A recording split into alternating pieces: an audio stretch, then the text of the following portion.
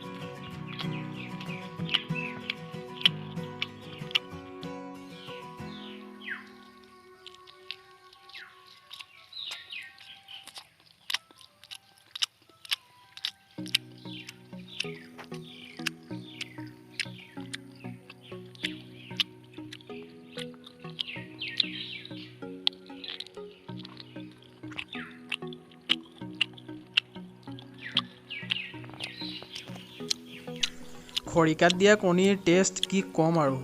মজাই লাগি গ'ল